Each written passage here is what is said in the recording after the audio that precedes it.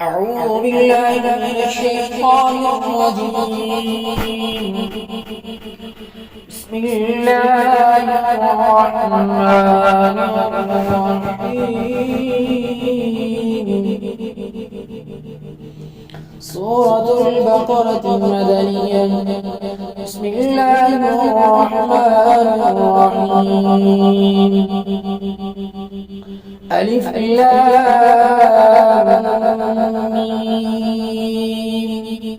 ذلك الكتاب لا ريب فيه هدى للمتقين الذين يؤمنون بالغيب ويقيمون الصلاة ومما رزقناهم ينفقون والذين يؤمنون بما أنزل إليك وما أنزل من قبلك وبالآخرة هم يوقنون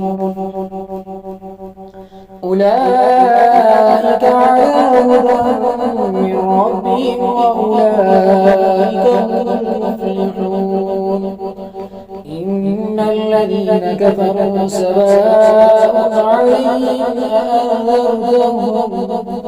أأنذرتهم أم لم تنذرهم لا يؤمنون ختم الله على قلوبهم وعلى سمعهم وعلى أبصارهم غشاوة ولهم عذاب عظيم